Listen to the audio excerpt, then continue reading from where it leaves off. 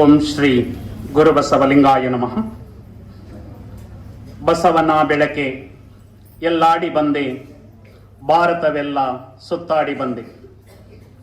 ಬೆವರಿನ ಹನಿಯಲಿ ಬೊಮ್ಮವ ತೋರಿಸಿ, ಕಾಯಕದಲ್ಲಿ ಕೈಲಾಸ ತೋರಿಸಿ, ವೃತ್ತಿಯ ಮುಖಕ್ಕೆ ಹೊಸ ಕಳೆ ಬರಿಸಿ, ಕುಸುಬಿನ ಕಿಳ್ಳೆಯ ಕಲಂಕ ಬಿಡಿಸಿ, ದುಡಿಮೆಯ ದೇವರ ದೇಗುಲದಲ್ಲಿ ನರ್ತಿಸಿ ಬಂದೆ, ಕೀರ್ತಿಸಿ ಬಂದೆ. ಬಸವನ ಬೆಳಕೆ ಎಲ್ಲಿಗೆ ಮುಂದೆ, ವಿಶ್ವವೆಲ್ಲವೂ ನನ್ನದೇ ಎಂದೆ. ನಾಡಿನ ಹೆಸರಾಂತ ಕವಿಗಳಾದಂತಹ ಸಿದ್ದಯ್ಯ ಪುರಾಣಿಕರವರು ಕರ್ನಾಟಕದ ಸಾಂಸ್ಕೃತಿಕ ನಾಯಕ ವಿಶ್ವಗುರು ಬಸವಣ್ಣನವರನ್ನು ಸ್ಮರಿಸಿರುವಂತಹ ಈ ಒಂದು ಕವಿತೆಯನ್ನ ಸ್ತುತಿಸಿ ಈ ದಿನ JSS ಮಹಾವಿದ್ಯಾಪೀಠ, JSS ಆಂಗ್ಲ ಮಾಧ್ಯಮ ಶಾಲೆ ಮೇಟಗಳ್ಳಿ ವತಿಯಿಂದ ಶ್ರೀಮತ್ ಸುತ್ತೂರು ಜಗದ್ಗುರು ಶ್ರೀ ವೀರ ಸಿಂಹಾಸನ ಮಹಾಸಂಸ್ಥಾನ ಮಠದ ಶ್ರೀಮನ್ ಮಹಾರಾಜ ರಾಜಗುರು ತಿಲಕ ಪರಮ ಪೂಜ್ಯ ಜಗದ್ಗುರು ಡಾಕ್ಟರ್ ಶ್ರೀ ಶಿವರಾತ್ರಿ ರಾಜೇಂದ್ರ ಮಹಾಸ್ವಾಮಿಗಳವರ ಶತೋತ್ತರ ದಶಮಾನೋತ್ಸವ ಕಾರ್ಯಕ್ರಮವನ್ನ ಹಮ್ಮಿಕೊಂಡಿದ್ದು, ಮೊದಲಿಗೆ ಶ್ರೀಮತ್ ಸುತ್ತೂರು ಮಠದ ಎಲ್ಲ ಗುರು ಪರಂಪರೆಗೆ ಭಕ್ತಿಪೂರ್ವಕ ಶರಣಾರ್ಥಿಗಳನ್ನ ಸಮರ್ಪಿಸಿ, ಈ ಒಂದು ಕಾರ್ಯಕ್ರಮದಲ್ಲಿ ಸಮ್ಮುಖವನ್ನ ದಯಪಾಲಿಸಿರುವಂತಹ ಶಿರಮಳ್ಳಿ ಮಠದ ಶ್ರೀ ಇಮ್ಮಡಿ ಮುರಗಿ ಸ್ವಾಮಿಗಳವರಿಗೆ ಭಕ್ತಿಪೂರ್ವಕ ಶರಣಾರ್ಥಿಗಳನ್ನ ಸಮರ್ಪಿಸಿ, ನನ್ನೊಡನೆ ಈ ಕಾರ್ಯಕ್ರಮದಲ್ಲಿರುವಂತಹ ಧರ್ಮಪತ್ನಿ ಶ್ರೀಮತಿ ರೂಪಾ ಕುಮಾರಸ್ವಾಮಿ ಅವರಿಗೂ ಶರಣಾರ್ಥಿಗಳನ್ನ ಸಮರ್ಪಿಸಿ, ಈ ಒಂದು ಪುಣ್ಯದ ಕಾರ್ಯಕ್ರಮದಲ್ಲಿ ಭಾಗಿಯಾಗಲು ಕಾರಣೀಭೂತರಾದಂತಹ ಈ ಶಾಲೆಯ ನೇತಾರರು, ಮುಖ್ಯ ಶಿಕ್ಷಕರು ಆದಂತಹ ಶ್ರೀ ಸತೀಶ್ ಸರ್ ಅವರಿಗೂ ಕೂಡ ಶರಣಾರ್ಥಿಗಳನ್ನ ಸಮರ್ಪಿಸಿ, ಈ ಒಂದು ಅಭೂತಪೂರ್ವ ಕಾರ್ಯಕ್ರಮ ಯಶಸ್ವಿಯಾಗಿ ನಡೆಯಬೇಕಾದರೆ ಎಲ್ಲ ಶಿಕ್ಷಕರು ತಮ್ಮ ತನು ಮತ್ತು ಮನಗಳಿಂದ ವಿಶೇಷವಾಗಿ ಈ ಒಂದು ಆಲಯವನ್ನ ಸಿಂಗರಿಸಿ ನಮ್ಮೆಲ್ಲರಿಗೂ ಕೂಡ ಕಣ್ಣಿಗೆ ಒಂದು ಹಬ್ಬದ ವಾತಾವರಣವನ್ನ ನಿರ್ಮಾಣ ಮಾಡಿರುವಂತಹ ಈ ಶಾಲೆಯ ಎಲ್ಲ ಶಿಕ್ಷಕ ವರ್ಗದವರಿಗೆ, ಆಡಳಿತೇತರ ವರ್ಗದವರಿಗೆ ಮತ್ತು ಎಲ್ಲ ನೆಚ್ಚಿನ ವಿದ್ಯಾರ್ಥಿಗಳಿಗೆ ಶರಣಾರ್ಥಿಗಳು.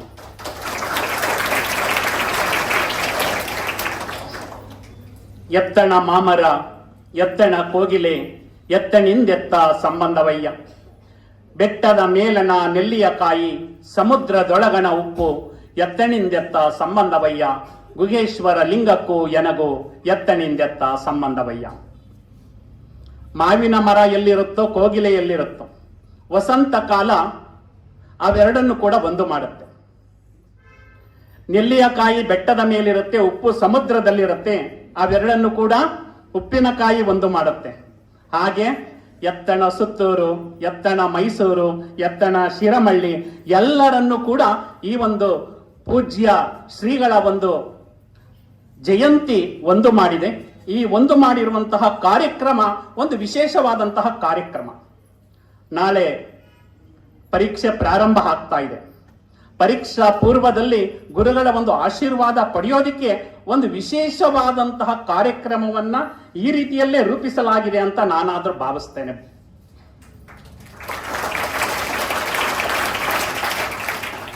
ಮಕ್ಕಳ, ಇವತ್ತು ತುಂಬಾ ವಿದ್ಯಾರ್ಥಿಗಳು ನಮ್ಮ ಭಾರತೀಯ ವಸ್ತ್ರ ಸಂಹಿತೆಯಲ್ಲಿ ಮತ್ತು ನೆಚ್ಚಿನ ಶಿಕ್ಷಕ ಬಂಧುಗಳು ಕೂಡ ನಮ್ಮ ಭಾರತೀಯ ವಸ್ತ್ರ ಸಂಹಿತೆಯಲ್ಲಿ ಇರೋದನ್ನ ನೋಡಿದ್ರೆ ತುಂಬಾ ಕಣ್ಣಿಗೆ ಒಂದು ರೀತಿ ಇಂಪನ್ನ ಉಂಟು ಮಾಡ್ತಾ ಇದೆ. ವಿಶೇಷವಾದದ್ದು ಇದು. ಅದಕ್ಕೆ ಅಲ್ಲಮ ಪ್ರಭುದೇವರ ಮತ್ತೊಂದು ವಚನ ನನಗೆ ನೆನಪು ಬರುತ್ತೆ. ಹುಲಿಯ ಬೆನ್ನಲ್ಲಿ ಹುಲ್ಲೆ ಹೋಗಿ ಮೇದು ಬಂದೆನೆಂದಡೆ ಇದ ಕಂಡು ಬೆರಗಾದೆ, ರಕ್ಕಸಿಯ ಮನೆಗೆ ಹೋಗಿ ನಿದ್ರೆಗೈದು ಬಂದೆನೆಂದಡೆ ಇದ ಕಂಡು ಬೆರಗಾದೆ, ಜವನ ಮನೆಗೆ ಹೋಗಿ ಸಾಯದೆ ಬದುಕಿ ಬಂದೆನೆಂದಡೆ ಇದ ಕಂಡು ಬೆರಗಾದೆ ಗುಹೇಶ್ವರ ಅಂತ ಅಲ್ಲಮ ಪ್ರಭುದೇವರು ಹೇಳ್ತಾರೆ. ಇವತ್ತು ಮೇಟಗಳ್ಳಿ JSS ಆಂಗ್ಲ ಮಾಧ್ಯಮ ಶಾಲೆಯಲ್ಲಿ ವಿದ್ಯಾರ್ಥಿಗಳ ಒಂದು ಶಿಸ್ತು, ಕಣ್ಣಿಗೆ ಒಂದು ರೀತಿಯ ತಂಪೆರೆಯುವಂತಹ ಒಂದು ಭಾರತೀಯ ವಸ್ತ್ರ ಸಂಹಿತೆ, ಕಿವಿಗೆ ಇಂಪೆರೆಯುವಂತಹ ಒಂದು ನಿರೂಪಣೆ ಮತ್ತು ಪ್ರಾರ್ಥನೆಯನ್ನ ಕೇಳ್ತಾ ಇದ್ರೆ ನಾನು ಬೆರ್ಗಾದೆ ಅಂತ ಈ ಒಂದು ವಚನವನ್ನ ಒಂದು ಸ್ವಲ್ಪ ಮುಂದುವರಿಸಬೇಕಾಗುತ್ತಾ ವಿದ್ಯಾರ್ಥಿಗಳು. ಈಗ ವಿದ್ಯಾರ್ಥಿಗಳಿಗಿಂತ ಹೆಚ್ಚು ಪರೀಕ್ಷೆ ಆಗ್ತಾ ಇರೋದು ಶಿಕ್ಷಕರಿಗೆ ಅಲ್ಲ. ನೀವು ಎಷ್ಟು ಕಷ್ಟಪಡ್ತೀರೋ ಏನೋ ಗೊತ್ತಿಲ್ಲ, ಆದ್ರೆ ಶಿಕ್ಷಕರಾದವರಂತೂ ತುಂಬಾ ಮನೆಗೆ ಹೋದ್ರು ಕೂಡ ನಮ್ಮ ವಿದ್ಯಾರ್ಥಿಗಳು ಹೆಚ್ಚು ಅಂಕಗಳನ್ನ ತಗೊಳ್ಬೇಕು, ಚೆನ್ನಾಗಿ ಓದಬೇಕು ಅಂತ ಮನೆಯಲ್ಲೂ ಕೂಡ ವಿಶೇಷವಾದಂತಹ ಪ್ರಾರ್ಥನೆಯನ್ನ ನಿಮ್ಮೇಲೆ ಮಾಡ್ತಾರೆ. ಆದ್ರೂ ಕೂಡ ಈ ಒಂದು ವಿಶೇಷ ಕಾರ್ಯಕ್ರಮವನ್ನ ಎಲ್ಲವನ್ನ ಬಿಟ್ಟು ಜೊತೆಗೆ ಈ ಒಂದು ಕಾರ್ಯಕ್ರಮವನ್ನ ಪೂಜ್ಯರ ಒಂದು ಜಯಂತಿಯನ್ನ ಮತ್ತೆ ಶಿಕ್ಷಕರ ದಿನಾಚರಣೆಯನ್ನು ಎರಡನ್ನೂ ಕೂಡ ಯಾಕೆ ಮಾಡ್ತಾ ಇದ್ದಾರೆ? ಈಗ ಊಟ ಮಾಡ್ತೇವೆ, ಊಟ ಏಕ್ ಮಾಡ್ತೇವೆ? ನಾವು ಚೈತನ್ಯ ಶಾಲೆಯಾಗಿ ನಡ್ಕೊಂಡು ಹೋಗ್ಬೇಕು, ಶಾಲೆಯಿಂದ ಮನೆಗೆ ಹೋಗ್ಬೇಕು, ಮನೆಯಿಂದ ಶಾಲೆಗೆ ಬರಬೇಕು, ನಮ್ಮ ದೇಹ ಚೈತನ್ಯ ಶಾಲೆಯಾಗಿರ್ಬೇಕು ಅಂತ ಊಟ ಮಾಡ್ತೇವೆ ಅಲ್ಲ? ಹಾಗೆ ಇವತ್ತು ಕಾರ್ಯಕ್ರಮ ನಡೆಯೋದಕ್ಕೂ ಕೂಡ ಒಂದು ಕಾರಣ ಇದೆ ಅಲ್ವಾ? ಅದಕ್ಕೆ ನಮ್ಮ ಮಡಿವಾಳ ಇದು ಚೆನ್ನಬಸವಣ್ಣನವರು ಒಂದು ವಚನವನ್ನ ಕೋಟ್ ಮಾಡ್ತಾರೆ. ಮಂಡೆ ಮಾಸಿದಡೆ ಮಹಾ ಮಜ್ಜನವ ಮಾಡುವುದು, ವಸ್ತ್ರ ಮಾಸಿದಡೆ ಮಡಿವಾಳರಿಗಿಕ್ಕುವುದು, ಮನದ ಮೈಲಿಗೆಯ ತೊಳೆಯಬೇಕಾದರೆ ಕೂಡಲ ಚೆನ್ನ ಸಂಗಯ್ಯನ ಶರಣರ ಅನುಭವ ಮಾಡುವುದು ಅಂತ ಹೇಳ್ತಾರೆ. ಬಹುಶಃ ಅರ್ಥ ಆಗಿದೆ ಅಂತ ಅನ್ಕೊಂಡಿದ್ದೇನೆ. ತಲೆ ಕೊಳಕೆ ಆಗುತ್ತೆ, ತಲೆ ಕೊಳೆ ಆಗುತ್ತಲ್ಲ, ಏನ್ ಮಾಡ್ತೀರಾ? ಶಾಂಪುನೋ ಯಾವ್ಯಾವ್ದು ರೀತಿ ಅನೇಕ ರೀತಿ ನೂರಾರು ರೀತಿ ಶಾಂಪು ಬಂದ್ಬಿಟ್ಟಿದೆ ಅಲ್ಲ, ಆ ಶಾಂಪುನ ಹಾಕಿ ನಾವೇನ್ ಮಾಡ್ತೀವಿ, ಆ ತಲೆಯ ಕೊಳೆಯನ್ನ ತೊಳ್ಕೊಳ್ತೀವಿ.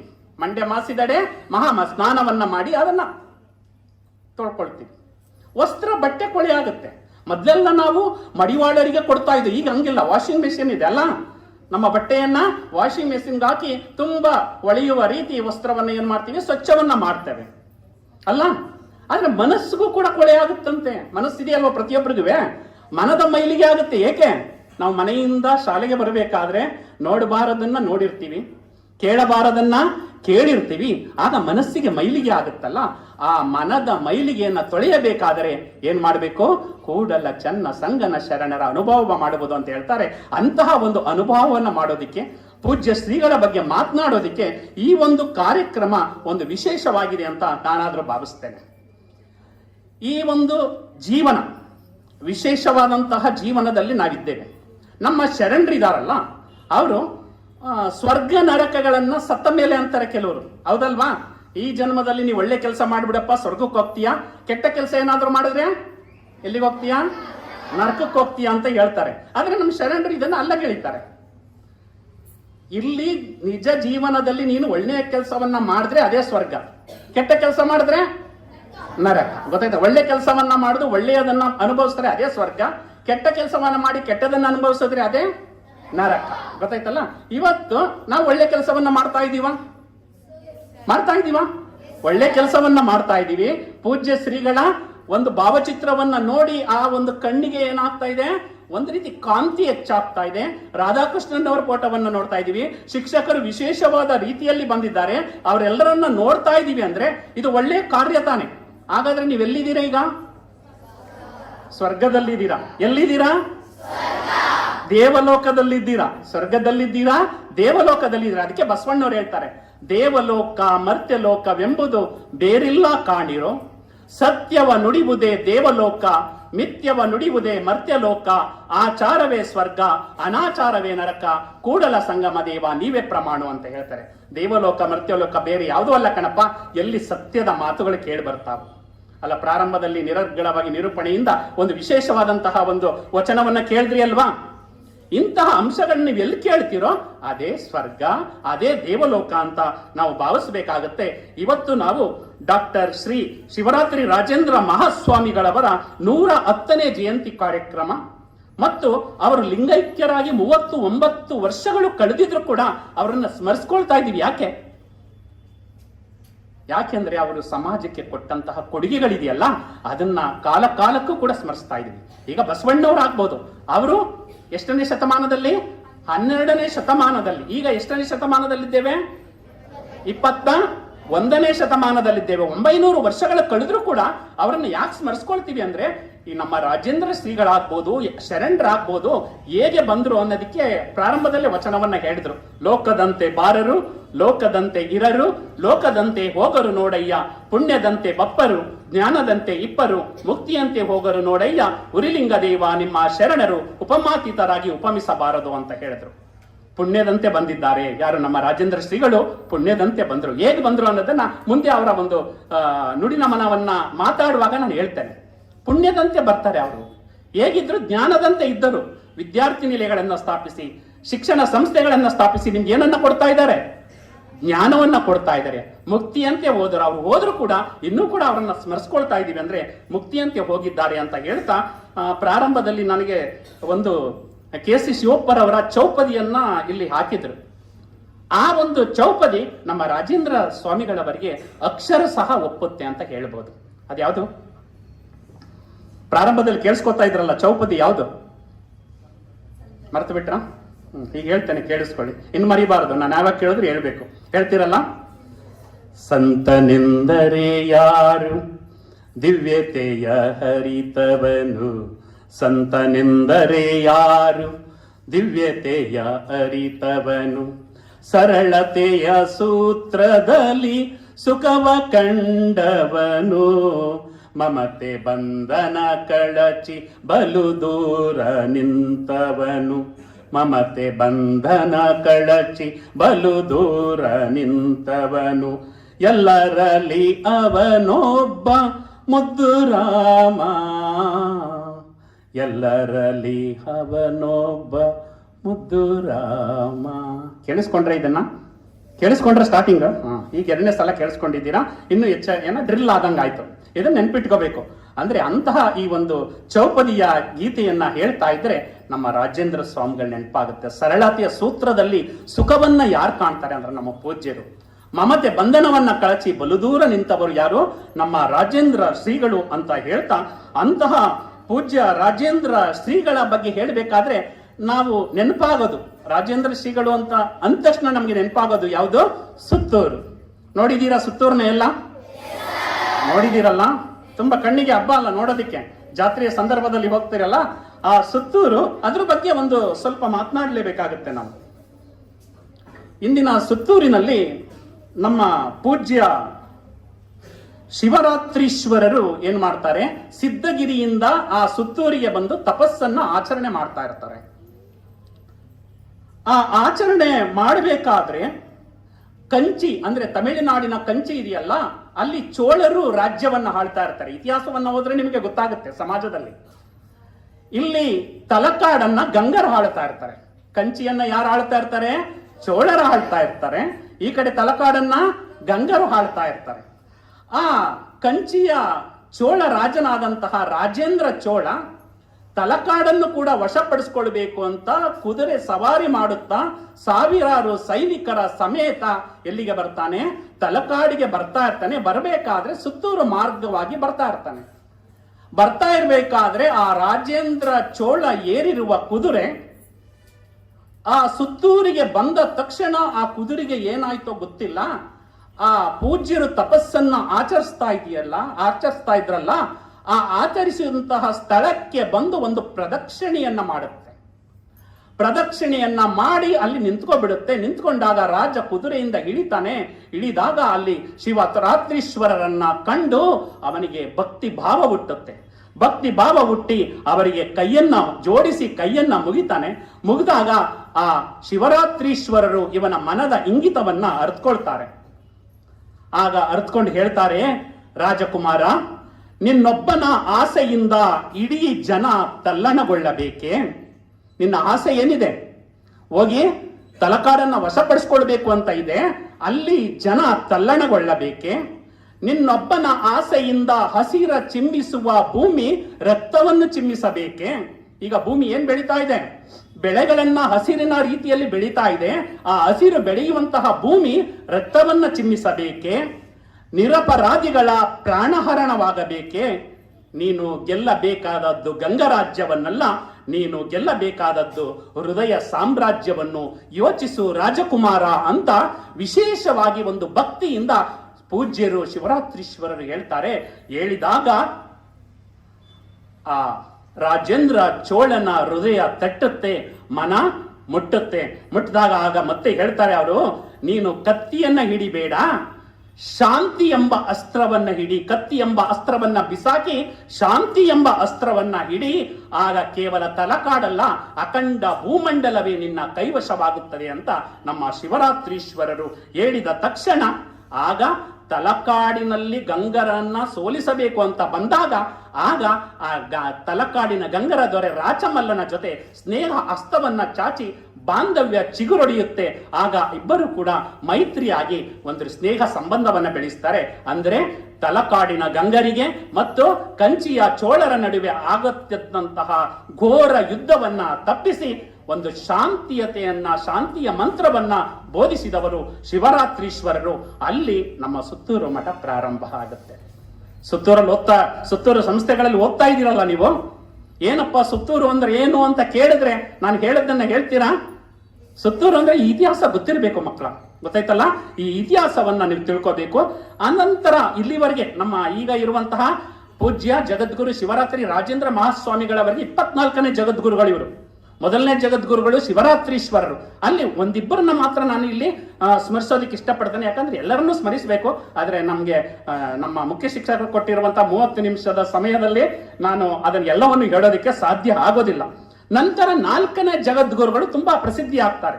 4ನೇ ಜಗದ್ಗುರುಗಳು ಯಾರು ಅಂದ್ರೆ ಪೂಜ್ಯ ಜಗದ್ಗುರು ಶ್ರೀ ಸಿದ್ಧನಂಜ ದೇಶಿಕೇಂದ್ರ ಮಹಾಸ್ವಾಮಿಗಳು ಅಂತ. ಮಹದೇಶ್ವರ ಬೆಟ್ಟ ಹೋಗಿದ್ದೀರಾ? ನೋಡಿದ್ದೀರಾ ಮಹದೇಶ್ವರನ? ಆ ಮಹದೇಶ್ವರರಿಗೆ ಕಾಯಕವನ್ನ ಕಲಿಸಿದಂತವರು ನಮ್ಮ ಸುತ್ತೂರಿನ 4ನೇ ಜಗದ್ಗುರುಗಳು ಶ್ರೀ ಸಿದ್ಧನಂಜ ದೇಶಿಕೇಂದ್ರ ಮಹಾಸ್ವಾಮಿಗಳವರು. ಮಹದೇಶ್ವರರು ಶ್ರೀಶೈಲದಿಂದ ಬರ್ತಾರೆ. ಶ್ರೀಶೈಲದಿಂದ ಎಲ್ಲಿಗೆ ಬರ್ತಾರೆ? ಸುತ್ತೂರಿಗೆ ಬರ್ತಾರೆ. ಸುತ್ತೂರು ಬಂದಾಗ ಇಲ್ಲಿ ಸುಮ್ಮನೆ ಕೂರಂಗಿಲ್ಲಪ್ಪ, ಕಾಯಕವನ್ನ ಮಾಡಬೇಕು ಅಂತ ರಾಗಿ ಕಲ್ಲನ್ನ ಕೊಡ್ತಾರೆ. ಆ ರಾಗಿ ಕಲ್ಲನ್ನ ಸುತ್ತೂರಲ್ಲಿ ಹೋದಾಗ ನೋಡಿದೀರಿ ಅಂತ ಅನ್ಕೊಂಡಿದ್ದೇನೆ. ನೋಡಿದಿರಲ್ಲ? ಆ ಮಹದೇಶ್ವರರಿಂದಲೂ ಕೂಡ ಕಾಯಕವನ್ನ ಮಾಡಿಸಿದಂತಹ ಜಗದ್ಗುರುಗಳು ನಮ್ಮ ಸುತ್ತೂರು ಪರಂಪರೆಯವರು. ಅಂದ್ರೆ ಆ ಸುತ್ತೂರು ಪರಂಪರೆಯವರಿಗೆ ನೀವೇನ್ ಮಾಡ್ಬೇಕು? ಚಪ್ಪಾಳೆಯನ್ನ ಕಟ್ಟಬೇಕು ಮಕ್ಕಳು. ಅವ್ರು ಅನ್ಕೊಳ್ತಾರೆ ಮಹದೇಶ್ವರರು. ಆಗ ಒಂದು ಗಾದೆ ಹುಟ್ಟಿಕೊಳ್ಳುತ್ತೆ, ಕೇಳಿರ್ಬೋದು. ಸುತ್ತೂರು ಸುಖ ಅಂತ ಬಂದ್ರೆ ಕುಕ್ಕೆಯಲ್ಲಿ ರಾಗಿ ತುಂಬಿಟ್ರು ಅಂತ ಒಂದು ಗಾದೆಯೂ ಕೂಡ ಹುಟ್ಟುಕೊಳ್ಳುತ್ತೆ. ಮಹದೇಶ್ವರರ ಕಾಯಕ ಮಾಡೋದ್ರಿಂದ ಅಲ್ಲಿ ಆ ಗಾದೆ ಹುಟ್ಟುವಂಥದ್ದು. ನಂತರ ಬರುವಂತದ್ದು 11ನೇ ಜಗದ್ಗುರು ಪೂಜ್ಯ ಶ್ರೀ ಗಣಲಿಂಗ ದೇವರು. ಇವರು 11ನೇ ಜಗದ್ಗುರು. ಬಸವೋತ್ತರ ಯುಗದಲ್ಲಿ ವಚನಕಾರರು. ವಚನ ಪುಸ್ತಕವನ್ನ ಓದಿದ್ರೆ ಅಥವಾ ವಚನ ಚಳುವಳಿಯ ಬಗ್ಗೆ ನೀವು ತಿಳ್ಕೊಳ್ಳೋದಾದ್ರೆ ಬಸವಯುಗ, ಬಸವೋತ್ತರ ಯುಗ ಅಂತ ಕರೀತೆ. ಬಸವ ಯುಗದಲ್ಲಿ ಬಸವಣ್ಣನವರ ಸಮಕಾಲೀನರನ್ನ ಬಸವಯುಗ ಅಂತ ಕರೀತಾರೆ. ಬಸವೋತ್ತರ ಯುಗ ನಮ್ಮ ಪೂಜ್ಯ ಯಡಿಯೂರು ಸಿದ್ಧಲಿಂಗೇಶ್ವರ ಇದಾರಲ್ಲ, ಅವರ ಕಾಲವನ್ನ ಬಸವೋತ್ತರ ಯುಗ ಅಂತ ಕರಿತೀವಿ. ಆ ಸಂದರ್ಭದಲ್ಲಿ 11ನೇ ಜಗದ್ಗುರುಗಳು ನಮ್ಮ ಯಡಿಯೂರು ಸಿದ್ಧಲಿಂಗೇಶ್ವರರ ಶಿಷ್ಯರಾಗಿದ್ದವರೇ ನಮ್ಮ ಪೂಜ್ಯ ಶ್ರೀ ಗಣಲಿಂಗ ದೇವರು. ಇವರ ಕಾಲದಲ್ಲಿ ಅವರು ಗಣಲಿಂಗಿಯ ಮೋಹದ ಮಲ್ಲಿಕಾರ್ಜುನ ಅನ್ನೋ ಅಂಕಿತದಲ್ಲಿ 63 ವಚನಗಳನ್ನ ರಚನೆ ಮಾಡ್ತಾರೆ. ಅವರು ಇಲ್ಲಿ 11ನೇ ಪೀಠಾಧ್ಯಕ್ಷರಾಗಿರ್ತಾರೆ. ಇವರ ಐಕ್ಯ ಸ್ಥಳ ಈಗಲೂ ಕೂಡ ಯಡಿಯೂರು ಸಿದ್ಧಲಿಂಗೇಶ್ವರರು ತಪಸ್ಸನ್ನ ಆಚರಿಸುತ್ತಿದ್ದಂತಹ ಕಗ್ಗೆರೆ ಅಂತ ಬರುತ್ತೆ. ಆ ಕಗ್ಗೆರೆಯ ಯಡಿಯೂರು ಸಿದ್ಧಲಿಂಗೇಶ್ವರರ ಆ ಒಂದು ದೇವಸ್ಥಾನದ ಪಕ್ಕದಲ್ಲೇ ನಮ್ಮ ಗಣಲಿಂಗ ದೇವರ ಒಂದು ಐಕ್ಯ ಸ್ಥಳ ಇದೆ. ಯಾರಾದ್ರೂ ಯಡಿಯೂರಿಗೆ ಹೋದಾಗ ಅಲ್ಲಿಂದ ಒಂದು 8 ರಿಂದ 10 ಕಿಲೋಮೀಟರ್ ಆಗುತ್ತೆ. ಆ ಒಂದು ಕಗ್ಗೆರೆಯನ್ನು ಕೂಡ ನೋಡಿ ಬನ್ನಿ ಅಂತ ಈ ಮೂಲಕ ತಮ್ಮಲ್ಲಿ ಮನವಿ ಮಾಡ್ಕೊಳ್ತೇನೆ. ನಂತರ 22ನೇ ಜಗದ್ಗುರುಗಳು ಬರ್ತಾರೆ, ಅವರೇ ಮಂತ್ರ ಮಹರ್ಷಿಗಳು. ಇವರನ್ನು ಕೂಡ ಶಿವರಾತ್ರೀಶ್ವರರು ಅಂತ ಕರೀತಾರೆ. ನಂತರ ಬಂದಂತವ್ರೆ ನಾವು ಇವತ್ತು ಜಯಂತಿಯನ್ನ ಆಚರಣೆ ಮಾಡ್ತಾ ಇರುವಂತಹ ಪೂಜ್ಯ ಶ್ರೀ ಜಗದ್ಗುರು ಶ್ರೀ ಶಿವರಾತ್ರಿ ರಾಜೇಂದ್ರ ಮಹಾಸ್ವಾಮಿಗಳು.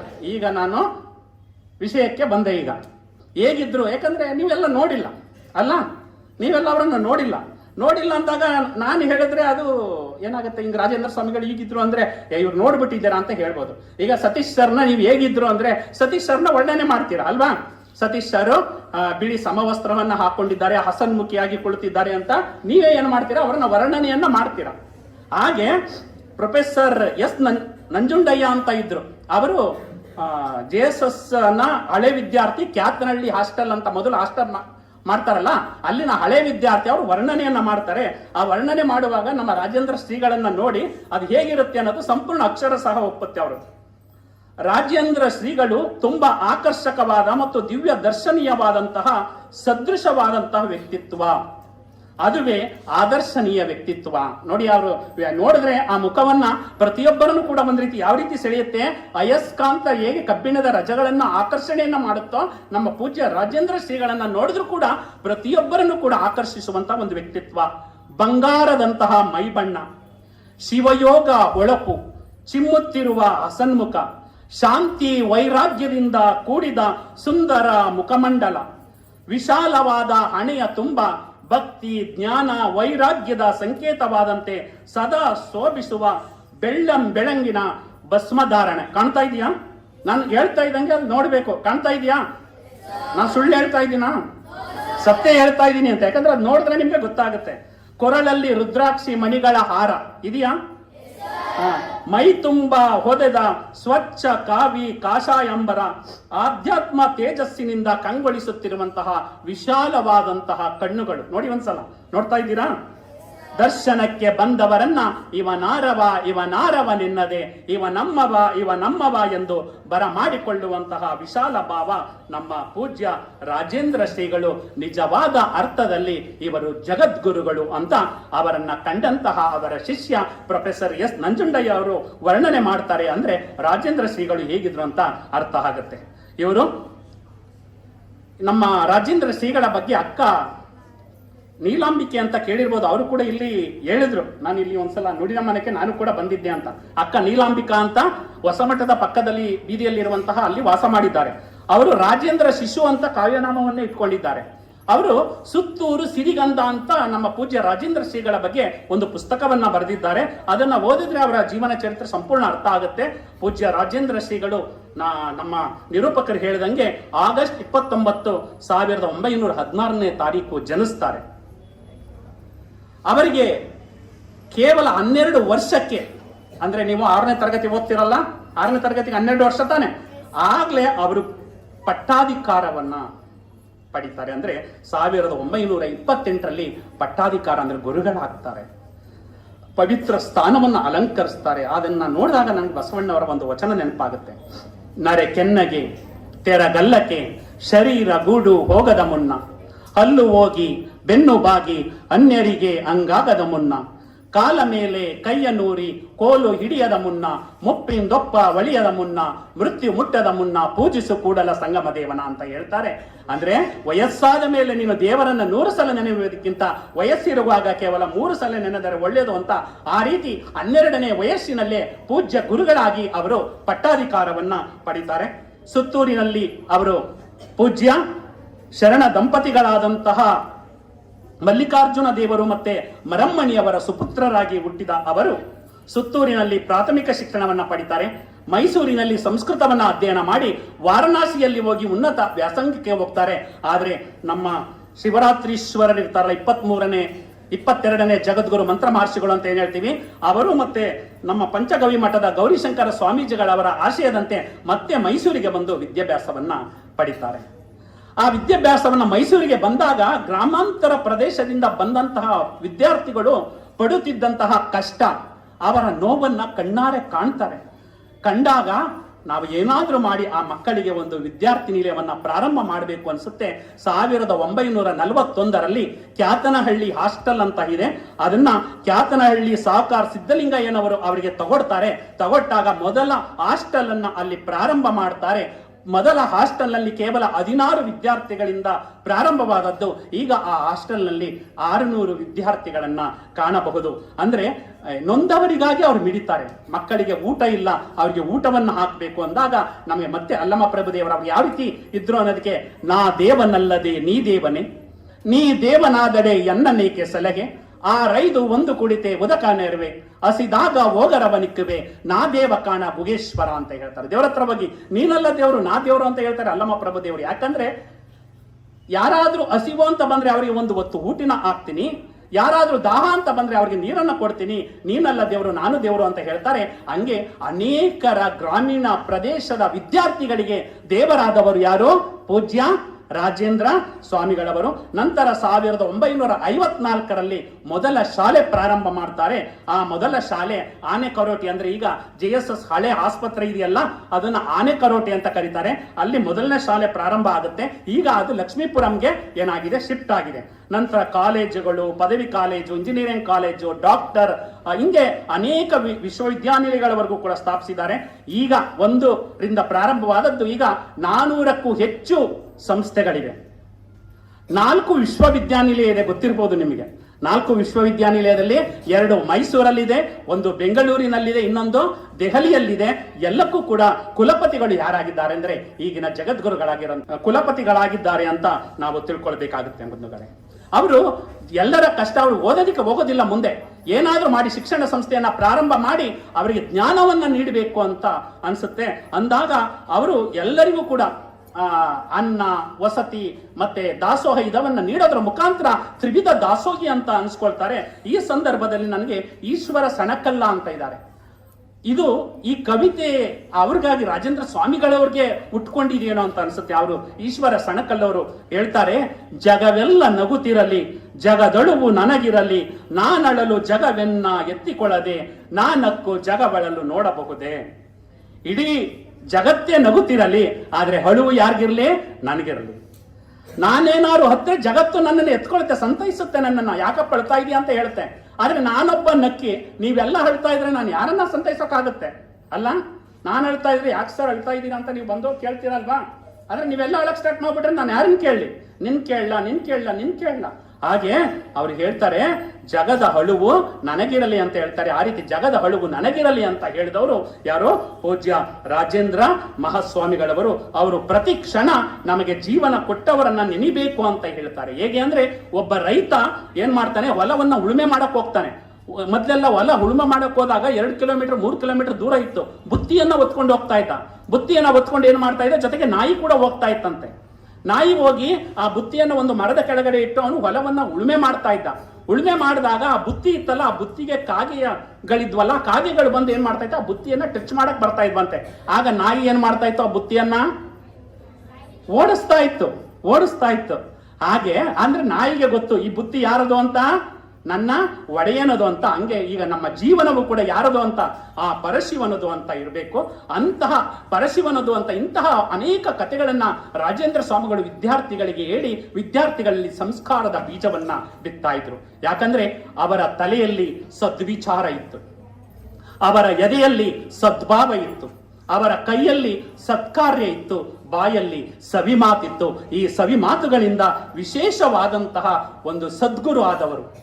ಯಾರ ಹೃದಯದಲ್ಲಿ ಪ್ರೇಮ ತುಂಬಿದೆಯೋ, ಯಾರ ಸನಿಹ ಬಂದಾಗ ಎದೆಯಲ್ಲಿ ಪ್ರೇಮದ ತರಂಗಗಳು ಏಳುತ್ತವೋ ಅವರೇ ನಮ್ಮ ಸದ್ಗುರು. ಪ್ರಪಂಚದ ಪ್ರೇಮ ಕಡಿಮೆ ಆಗಬಹುದು, ಸದ್ಗುರುವಿನ ಪ್ರೇಮ ಕಡಿಮೆ ಆಗೋದಿಲ್ಲ ಅನ್ನೋದಕ್ಕೆ ನಮ್ಮ ಶಿವರಾತ್ರಿ ರಾಜೇಂದ್ರ ಮಹಾಸ್ವಾಮಿಗಳವರೇ ಸಾಕ್ಷಿ ಅಂತ ಹೇಳ್ತಾ, JSS ಆಶ್ರಯದಲ್ಲಿ ಅನೇಕ ಕಾಲೇಜುಗಳು, ಯಾಕಂದ್ರೆ ಇದನ್ನ JSS ಅನ್ನೋದು ಸಾಗರ ಇದ್ದಂಗೆ. 400 ಸಂಸ್ಥೆಗಳು ಅಂದ್ರೆ ಮೇಟ್ಗಳ್ಳಿ ಶಾಲೆಯ ಬಗ್ಗೆ ನಾನು ಕಂಡಂಗೆ, ನಾನು 6 ವರ್ಷ ಮೈಸೂರು ಉತ್ತರ ವಲಯದಲ್ಲಿ BRP ಆಗಿದ್ದೆ. ಈ ಮೇಟ್ಗಳ್ಳಿ ಶಾಲೆಯ ಬಗ್ಗೆ ಹೇಳೋದಕ್ಕೆ ನನಗೆ 1 ಗಂಟೆ ಸಾಲಲ್ಲ. ಅಂದ್ರೆ ಇನ್ನು JSS ಶಿಕ್ಷಣ ಸಂಸ್ಥೆಯ ಬಗ್ಗೆ, ಪೂಜ್ಯ ರಾಜೇಂದ್ರ ಸ್ವಾಮಿಗಳ ಬಗ್ಗೆ ನಾನು 30 ನಿಮಿಷದಲ್ಲಿ ಹೇಳಕ್ಕಾಗುತ್ತಾ ಮಕ್ಕಳ? ಸಾಗರ ಇದ್ದಂಗೆ JSS ಶಿಕ್ಷಣ ಸಂಸ್ಥೆ ಏನಿದ್ದಂಗೆ, ಸಾಗರ ಇದ್ದಂಗೆ, ಅದನ್ನ ಸಾಸಿವೆಯಲ್ಲಿ ಅಡಗಿಸುವಂತಹ ಒಂದು ಕೆಲಸವನ್ನ ನಾನು ಮಾಡ್ತಾ ಇದ್ದೇನೆ. ಅವರು ಏನ್ ಮಾಡಿದ್ರು, ಜ್ಞಾನ ದಾಸೋಹಕ್ಕಾಗಿ ಶಾಲೆ ಮತ್ತು ಕಾಲೇಜನ್ನು ಸ್ಥಾಪಿಸ್ತಾರೆ, ಅನ್ನ ದಾಸೋಹಕ್ಕಾಗಿ ವಸತಿ ನಿಲಯಗಳನ್ನು ಸ್ಥಾಪಿಸ್ತಾರೆ, ಮತ್ತೆ ಆರೋಗ್ಯ ದಾಸೋಹಕ್ಕಾಗಿ ಆಸ್ಪತ್ರೆಗಳನ್ನು ಸ್ಥಾಪಿಸಿ ಅನೇಕ ಜನರ ಒಂದು ಉದ್ಧಾರಕ್ಕೆ ಕಾರಣವಾಗಿದ್ದಾರೆ. ನಂತರ ಪೂಜ್ಯರು 1986ರಲ್ಲಿ ಅವರ 70ನೇ ಜನ್ಮದಿನದ ಪ್ರಯುಕ್ತ 29 ಆಗಸ್ಟ್ 1986ರಲ್ಲಿ ಅಖಿಲ ಭಾರತ ಶರಣ ಸಾಹಿತ್ಯ ಪರಿಷತ್ತನ್ನು ಸ್ಥಾಪನೆ ಮಾಡ್ತಾರೆ. ಶರಣ ಸಾಹಿತ್ಯವನ್ನು ಎಲ್ಲರೂ ಓದಬೇಕು ಅಂತ. ಇವತ್ತು ನಾನು ನಿಂತ್ಕೊಂಡು ವಚನ ಸಾಹಿತ್ಯದ ಬಗ್ಗೆ ನಿರರ್ಗಳವಾಗಿ ಮಾತನಾಡ್ತಾ ಇದ್ದೇನೆ, ವಚನಗಳನ್ನ ಒಪ್ಕೊಂಡಿದ್ದೀನಿ ಅಂದ್ರೆ ಅದಕ್ಕೆ ಕಾರಣ ಪೂಜ್ಯ ರಾಜೇಂದ್ರ ಸ್ವಾಮಿಗಳು. ಯಾಕಂದ್ರೆ ಅಖಿಲ ಭಾರತ ಶರಣ ಸಾಹಿತ್ಯ ಪರಿಷತ್ತಿನ ಹೆಗ್ಗಡದೇವನಕೋಟೆ ಅಂತ ಇದೆ, ನಮ್ಮ ಪೂಜ್ಯ ಶ್ರೀಗಳು ಮತ್ತೆ ನಾವು ಒಂದೇ ತಾಲೂಕಿನವ್ರು ಮೊದಲು. ಈಗ ವಿಭಾಗ ಆಗ್ಬಿಟ್ಟಿದೆ, ಈಗ ಸರಗೂರು ತಾಲೂಕು ಕೋಟೆ ತಾಲೂಕು ಬೇರೆ ಬೇರೆ ಆಗ್ಬಿಟ್ಟಿದೆ. ನಾವಿಬ್ಬರು ಕೂಡ ಮೂಲತಃ ಒಂದೇ ತಾಲೂಕವರು. ಡಿವೈಡ್ ಆದಾಗ ಅಣ್ಣ ತಮ್ಮದೇ ಬೇರೆ ಆಗ್ತಾರಲ್ಲ, ಹಂಗೆ ಬೇರೆ ಆಗ್ಬಿಟ್ಟಿದೀವಿ ಅಷ್ಟೇ. ಈಗ ಆ ಹೆಗ್ಗಡದೇವನ ಕೋಟೆಯಲ್ಲಿ 4 ವರ್ಷಗಳ ಕಾಲ ಶರಣ ಸಾಹಿತ್ಯ ಪರಿಷತ್ ಅಧ್ಯಕ್ಷರಾಗಿದ್ದೆ. ಆ ಸಂದರ್ಭದಲ್ಲಿ ವಿಶೇಷವಾದ ಅಭಿರುಚಿ ಶರಣ ಸಾಹಿತ್ಯದ ಬಗ್ಗೆ ರೂಢಿಸಿಕೊಳ್ಳೋದಕ್ಕೆ ಸಾಕ್ಷಿ ಆಯಿತು. ನಮ್ಮ ಪೂಜ್ಯ ರಾಜೇಂದ್ರ ಸ್ವಾಮಿಗಳವರು ಸ್ಥಾಪಿಸಿದಂತಹ ಅಖಿಲ ಭಾರತ ಶರಣ ಸಾಹಿತ್ಯ ಪರಿಷತ್ನಿಂದ ನಾನು ಮೇಟ್ಗಳ್ಳಿಯಲ್ಲಿ ಬಂದು ಈ ಒಂದು ನುಡಿ ನಮನವನ್ನು ಸಲ್ಲಿಸೋದಕ್ಕೆ ಅವಕಾಶ ಆಗಿದೆ. ಅದರಿಂದ ನಾನು ರಾಜೇಂದ್ರ ಶ್ರೀಗಳವರಿಗೆ ನಾನು ಭಕ್ತಿಪೂರ್ವಕ ನಮನಗಳನ್ನು ಸಲ್ಲಿಸ್ತಾ ಇದ್ದೇನೆ. ನಂತರ ಡಿಸೆಂಬರ್ 6, 1986ರಲ್ಲಿ ಸಿಡಿಲು ಹೇಗೆ ಎರಗುತ್ತೋ ಆ ಎರಗಿದಂತಹ ಒಂದು ವಿಷಯ ಪ್ರತಿಯೊಬ್ಬರಿಗೆ ಕೇಳಲ್ಪಟ್ಟತ್ತೆ. ಯಾಕಂದ್ರೆ ನಮ್ಮ ಪೂಜ್ಯ ರಾಜೇಂದ್ರ ಸ್ವಾಮಿಗಳವರು ದೇಹ ಏನಾಗುತ್ತೆ, ಆ ಪರಮಾತ್ಮನಲ್ಲಿ ಲೀನ ಆಗುತ್ತೆ, ಲಿಂಗೈಕ್ಯರಾಗ್ತಾರೆ. ಆ ವಿಷಯ ಒಂದು ರೀತಿ ಅದನ್ನು ಕೇಳಿದಂಥವ್ರಿಗೆ ಒಂದು ರೀತಿ ಪ್ರತಿಯೊಬ್ಬರು ಕೂಡ ಆಕ್ರಂದನವನ್ನ ವ್ಯಕ್ತಪಡಿಸ್ತಾರೆ, ಯಾರಿಗೂ ಗೊತ್ತಿರೋದಿಲ್ಲ. ಆದ್ರೆ ಶರಣರ ಮಹಿಮೆಯನ್ನ ಮರಣದಲ್ಲಿ ಕಾಣುವಂತ ಇವತ್ತು ನಾವು 39 ವರ್ಷಗಳು ಕಳೆದಿದ್ರು ಕೂಡ ರಾಜೇಂದ್ರ ಸ್ವಾಮಿಗಳವರನ್ನ ಸ್ಮರಿಸ್ಕೊಳ್ತಾ ಇದ್ದೀವಿ. ಅದಕ್ಕೆ ಕೊನೆಯ ವಚನ ಬಸವಣ್ಣವ್ರದ್ದು ಬರುತ್ತೆ. ಅವರು ಬಸವಣ್ಣವರು ಐಕ್ಯ ಆಗ್ಬೇಕಾದ್ರೆ ಆ ವಚನ ಉದ್ಗಾರವನ್ನ ಮಾಡ್ತಾರೆ.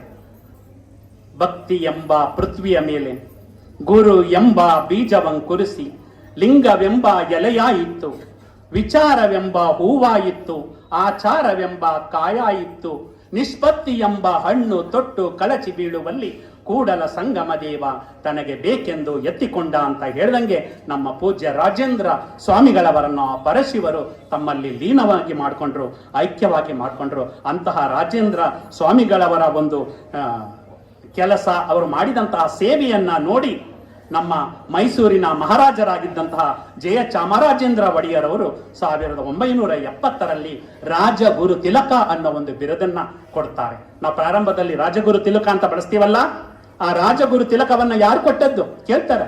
ಯಾರು ಕೊಟ್ಟದ್ದು? ನಮ್ಮ ಮೈಸೂರಿನ ಮಹಾರಾಜರಾಗಿದ್ದಂತಹ ಜಯ ಚಾಮರಾಜೇಂದ್ರ ಒಡೆಯರ್ ಕೊಟ್ಟದ್ದು ಅನ್ನೋದು ನೆನ್ಪಿಟ್ಕೋಬೇಕಾಗುತ್ತೆ. ಹೀಗೆ ಪೂಜ್ಯ ರಾಜೇಂದ್ರ ಶ್ರೀಗಳು ಹೋಗಿದ್ರು ಕೂಡ ಅವರ ಬಿಟ್ಟು ಹೋದಂತಹ ಶಿಕ್ಷಣ ಸಂಸ್ಥೆಗಳು, ಅವರು ಕಟ್ಟಿದಂತಹ ವಿದ್ಯಾರ್ಥಿ ನಿಲಯಗಳ ಮುಖಾಂತರ ನಾವು ಜ್ಞಾನವನ್ನ ಪಡಿತಾ ಇದ್ದೀವಿ, ದಾಸೋಹವನ್ನ ಪಡಿತಾ ಇದ್ದೀವಿ ಅಂತ ಹೇಳ್ತಾ ಆ ರಾಜೇಂದ್ರ ಸ್ವಾಮಿಗಳ ಬಗ್ಗೆ ಇಬ್ಬರು ತುಂಬಾ ಜನ ಹೇಳಿದ್ದಾರೆ. ಅದರಲ್ಲಿ ಇಬ್ಬರದನ್ನ ಕೋಟ್ ಮಾಡಿ ನನ್ನ ನುಡಿ ನಮನಕ್ಕೆ ವಿರಾಮವನ್ನು ಹೇಳ್ತೀನಿ ಮಕ್ಕಳೇ. ನಮ್ಮ ಜ್ಞಾನ ಯೋಗಾಶ್ರಮದ ಸಿದ್ದೇಶ್ವರ ಶ್ರೀಗಳು ಹೇಳ್ತಾರೆ, ಪರಮ ಪೂಜ್ಯ ಶ್ರೀ ರಾಜೇಂದ್ರ ಸ್ವಾಮಿಗಳು ಎಂದಾಕ್ಷಣ ನಮ್ಮ ಕಣ್ಮುಂದೆ ನಿಲ್ಲುವುದು ಅವರ ನಗೆಮೊಗ. ನೋಡಿ, ನಗಾಡ್ತಾ ಇದ್ದಾರೆ ಸ್ವಾಮೀಜಿಗಳು, ನಗಾಡ್ತಾ ಇದ್ದಾರಲ್ವಾ? ನಗೆಮೊಗ ನಮ್ಮ ಕಣ್ಗೆ ಬಂದ ತಕ್ಷಣ ಕಾಣೋದು ನಗೆಮೊಗ, ನಮ್ಮ ಕಣ್ಮುಂದೆ ನಿಲ್ಲುವುದು ಅವರ ನಗೆಮೊಗ. ಎಲ್ಲರ ನೋವನ್ನು ಇಲ್ಲವಾಗಿಸಿದ ನಿಷ್ಕಲ್ಮಶ ಪ್ರೀತಿ ತುಂಬಿದವರು, 2 ಕಿವಿಗಳನ್ನು ಮುಚ್ಚಿ ತಲೆ ಮುಖ ಆವರಿಸಿರುವ ಕಾವಿ ನಿಂತರೆ ಗಂಭೀರ ಶಿವಪಥವನ್ನು ತೋರುವ ವಾಗ್ಜರಿ. ಅಂದ್ರೆ ಈ ತಲೆಮುಖವನ್ನ ಆವರಿಸಿರುವಂತಹ ಕಾವಿಯನ್ನ ನಾವು ಕಾಣ್ತಾ ಇದ್ದೇವೆ, ಕಾವಿ ಬಟ್ಟೆ. ಅವರು ನಿಂತಿಕೊಂಡರೆ ಗಂಭೀರ ಶಿವಪಥವನ್ನ ತೋರುವಂತಹ ವಾಗ್ಜರಿ, ಎಲ್ಲರನ್ನು ಇವ ನಮ್ಮವನೆಂದು ಕೃಪೆ ತೋರಿದ ಜಂಗಮ ಜ್ಯೋತಿ ಅಂತ ಹೇಳ್ತಾರೆ ಯಾರು? ಸಿದ್ದೇಶ್ವರ ಶ್ರೀಗಳು. ಅದನ್ನ ನಾವು ನೆನಪಲ್ಲಿ ಇಟ್ಕೋಬೇಕಾಗತ್ತೆ ಬಂಧುಗಳೇ. ನಂತರ ನಮ್ಮ ಶಿವಕುಮಾರ ಸ್ವಾಮೀಜಿಗಳು ಹೇಳ್ತಾರೆ, ಯಾರು? ನಡೆದಾಡುವ ದೇವರು. ನೋಡಿದ್ರ ಶಿವಕುಮಾರ ಸ್ವಾಮೀಜಿಗಳನ್ನ? ನೋಡಿದ್ರ? ಅವರು ಹೇಳ್ತಾರೆ, ಧರ್ಮ ಪೀಠವನ್ನ ವಿದ್ಯಾಪೀಠವಾಗಿಸಿದ, ಜ್ಞಾನಪೀಠವಾಗಿಸಿದ ಮಹಾತ್ಮರು, ಮಹಾನ್ ಕ್ರಾಂತಿ ಯೋಗಿ ಪೂಜ್ಯ ರಾಜೇಂದ್ರ ಸ್ವಾಮಿಗಳು ಅಂತ ಹೇಳ್ತಾರೆ. ಪ್ರಥಮ ಜ್ಞಾನಪೀಠ ಪ್ರಶಸ್ತಿ ಪುರಸ್ಕೃತರು ಯಾರು? ಪ್ರಥಮ ಜ್ಞಾನಪೀಠ ಪ್ರಶಸ್ತಿಯನ್ನ ಪಡೆದವರು ಕುವೆಂಪು. ಅವ್ರಿಗೆ ಹೇಳ್ತಾರೆ, ತಮ್ಮ ಮುಗುಳ್ನಗೆಯಿಂದ ಅನೇಕ ತಬ್ಬಲಿಗಳಿಗೆ ತಾಯಿಯಾಗಿದ್ದಾರೆ, ಅನೇಕ ತಬ್ಬಲಿಗಳಿಗೆ ತಾಯಿಯಾಗಿದ್ದಾರೆ. ಮಠಾಧಿಪತಿಗಳ ಸಾಲಿನಲ್ಲಿ ಅಗ್ರ ಪಂಕ್ತಿಯಲ್ಲಿದ್ದಾರೆ. ಬಡವರ ಮನೆಯ ಬಾಳಿಗೆ ಅನನ್ಯವೂ ಅಪೂರ್ವವೂ ಆದ ಜ್ಞಾನವನ್ನು ಪ್ರವಹಿಸಿದಂತಹ ಜ್ಞಾನಯೋಗಿ ಅಂತ ಯಾರು ಹೇಳ್ತಾರೆ? ನಮ್ಮ ಕುವೆಂಪು ಅವರು ಹೇಳ್ತಾರೆ. ನಮ್ಮ ರಾಷ್ಟ್ರಕವಿ GS ಶಿವರುದ್ರಪ್ಪ ಅವರು ಹೇಳ್ತಾರೆ, ಸಾವಿರ ಮಕ್ಕಳಿಗೆ ವಸತಿ ಕಲ್ಪಿಸಿ ಅನ್ನ ದಾಸೋಹ ನೀಡಿದ ಅನ್ನ ಬ್ರಹ್ಮ ನಮ್ಮ ರಾಜೇಂದ್ರ ಸ್ವಾಮಿಗಳು ಅಂತ ಹೇಳ್ತಾರೆ. ಇಂಥವರೆಲ್ಲ ಇಷ್ಟೊಂದು ಮಹೋನ್ನತವಾದಂತಹ ಪದಗಳನ್ನ ಬಳಸಿ ರಾಜೇಂದ್ರ ಶ್ರೀಗಳನ್ನ ಸ್ಮರಿಸ್ಕೊಳ್ತಾ ಇದ್ದಾರೆ ಅಂದ್ರೆ ಎಷ್ಟೊಂದು ಅದ್ಭುತವಾದಂತಹ ವ್ಯಕ್ತಿತ್ವ ನಮ್ಮ ರಾಜೇಂದ್ರ ಶ್ರೀಗಳದು ಅಂತ ಹೇಳ್ತಾ, ನೀವು ಕೂಡ ಅವರ ಹಾದಿಯಲ್ಲಿ ನಡಿಬೇಕು. ನಡೀತಿರಲ್ಲ? ಅವರ ಹಾದಿಯಲ್ಲಿ ನಡೆದಾಗ ಹೇಗೆಂದ್ರೆ, ಈಗ ಉದಾಹರಣೆಗೆ ಹೊಂದಿಸಿ ಬರೀರಿ ಇದೆ, ಹೊಂದಿಸಿ ಬರೀರಿ ಕೊಡ್ತಾರಲ್ವ ನಾಳೆ ಪರೀಕ್ಷೆಯಲ್ಲಿ? ಏನ್ ಕೊಡ್ತಾರೆ? ಈ ಕಡೆ ಒಂದು 4 ಪದ ಇರುತ್ತೆ, ಆ ಕಡೆ ಒಂದು 4 ಪದ ಇರುತ್ತೆ. ಇಲ್ಲಿ 1ನೇದಕ್ಕೆ 4ನೇದು ಉತ್ತರ, 2ನೇದಕ್ಕೆ 3ನೇದು ಉತ್ತರ, ಆ ರೀತಿ ಇರುತ್ತೆ. ಹೊಂದಿಸಿ ಬರೆದರೆ ಪದಕ್ಕೆ ಅರ್ಥ ಬರುತ್ತೆ, ಹೊಂದಿಕೊಂಡು ಬಾಳಿದರೆ ಜೀವನಕ್ಕೆ ಅರ್ಥ ಬರುತ್ತೆ. ಆ ಜೀವನವನ್ನ ಕಟ್ಟಿಕೊಟ್ಟವರು ನಮ್ಮ ರಾಜೇಂದ್ರ ಶ್ರೀಗಳು ಅಂತ ಹೇಳ್ತಾ, ಗಣಿತದ ಮೂಲ ಕ್ರಿಯೆಗಳಿದೆ: ಸಂಕಲನ, ವ್ಯವಕಲನ, ಗುಣಾಕಾರ, ಭಾಗಾಕಾರ. ಸಂಕಲನವು ಕೂಡ ನಮ್ಮ ಜೀವನಕ್ಕೆ ಅನ್ವಯ ಆಗುತ್ತೆ. ನೀವು ಸಂಕಲನ ಅಂದ್ರೆ ಕೂಡುವುದಲ್ವಾ? ಮಿತ್ರರನ್ನ ಕೂಡುತ್ತಾ ಹೋಗಬೇಕು. ಯಾರನ್ನ ಕಳಿಯಬೇಕು? ಶತ್ರುಗಳನ್ನ ಕಳೆಯುತ್ತಾ ಹೋಗಬೇಕು. ಸದ್ಗುಣಗಳನ್ನ ಗುಣಿಸುತ್ತಾ ಹೋಗಬೇಕು, ದುರ್ಗುಣಗಳನ್ನ ಭಾಗಿಸುತ್ತಾ ಹೋಗಬೇಕು ಅಂತ ಹೇಳ್ತಾ, ಪೂಜ್ಯ ರಾಜೇಂದ್ರ ಶ್ರೀಗಳ ಬಗ್ಗೆ ಮಾತನಾಡಿ ಅವರ ಬಗ್ಗೆ ನುಡಿ ನಮನವನ್ನ ಸಲ್ಲಿಸಲು ಅವಕಾಶ ಮಾಡಿಕೊಟ್ಟಂತಹ ನಮ್ಮ ಈ ಒಂದು ಶಾಲೆಯ ಮುಖ್ಯ ಶಿಕ್ಷಕರಾದಂತಹ ಸತೀಶ್ ಸರ್ ಅವರಿಗೆ ಇಷ್ಟಪಟ್ಟು ಕೇಳಿದರೋ ಕಷ್ಟಪಟ್ಟು ಕೇಳಿದಿರೋ ಗೊತ್ತಿಲ್ಲ. ಕಷ್ಟಪಟ್ಟು ಕೇಳಿದ್ದೀರಾ? ಇಷ್ಟಪಟ್ಟು ಕೇಳಿದ್ದೀರಾ ಅಂತ ಅನ್ಕೊಂಡಿದ್ದೀನಿ. ನಿಮ್ಮ ಮುಖ ನೋಡಿದ್ರೆ ಗೊತ್ತಾಗತ್ತೆ. ಇಷ್ಟಪಟ್ಟು ಕೇಳಿದಂತಹ ಎಲ್ಲಾ ವಿದ್ಯಾರ್ಥಿಗಳಿಗೆ ಶರಣಾರ್ಥಿಗಳನ್ನ ಸಮರ್ಪಿಸಿ ಹೊರಡುವೆ ನಾನು, ಹೊರಡುವೆ ಮುಂದೆ, ಬರುವುದು ವಿಶ್ವವು ನನ್ನಯ ಹಿಂದೆ, ಅವರಿವರೆಂಬೆನೆ ಎಲ್ಲರೂ ಒಂದೇ, ಎಲ್ಲರಿಗಿರುವನು ಒಬ್ಬನೇ ತಂದೆ, ಬರುವೆನು ಬರುವೆನು ಭುವಿಯನ್ನು ಬೆಳಗಿ, ಬಸವನ ಬೆಳಕೆ ಎಲ್ಲಾಡಿ ಬಂದೆ, ಭಾರತವೆಲ್ಲ ಸುತ್ತಾಡಿ ಬಂದೆ ಅನ್ನೋ ಒಂದು ಸಿದ್ದಯ್ಯ ಪುರಾಣಿಕರವರ ಕವಿತೆಯೊಂದಿಗೆ ನನ್ನ ನುಡಿನಮನಕ್ಕೆ ವಿರಾಮವನ್ನ ಹೇಳ್ತಾ, ಬಸವನ ಬೆಳಗು ಮೇಟ್ಗಳ್ಳಿ ಶಾಲೆಯಲ್ಲಿ ಬೆಳಗಿ ಎಲ್ಲಾ ವಿದ್ಯಾರ್ಥಿಗಳು ಕೂಡ ಐ ಡಿಸ್ಟಿಂಕ್ಷನ್ ಅಲ್ಲಿ ಪಾಸ್ ಆಗ್ಲಿ. ಯಾಕಂದ್ರೆ SSLC ಅಲ್ಲಿ ತುಂಬಾ ವಿದ್ಯಾರ್ಥಿಗಳು ಐ ಡಿಸ್ಟಿಂಕ್ಷನ್ ಬಂದ್ರು ಅಂತ ಹೇಳಿದ್ರು. ಇಲ್ಲಿರುವಂತ ಎಲ್ಲಾ ವಿದ್ಯಾರ್ಥಿಗಳು ಕೂಡ ಆ ಒಂದು ಉತ್ತಮ ದರ್ಜೆಯಲ್ಲಿ ಪಾಸ್ ಆಗುವ ಒಂದು ಬೆಳಕು ಈ ಶಾಲೆಯಲ್ಲಿ ಪ್ರವಹಿಸಲಿ ಅಂತ ಹಾರೈಸ್ತಾ ನನ್ನ ನುಡಿ ನಮನವನ್ನ ಈ ಒಂದು ನೆಲಕ್ಕೆ ಅರ್ಪಿಸ್ತಾ ಇದ್ದಾನೆ. ಜೈ ಬಸವ, ಜೈ ಶರಣ.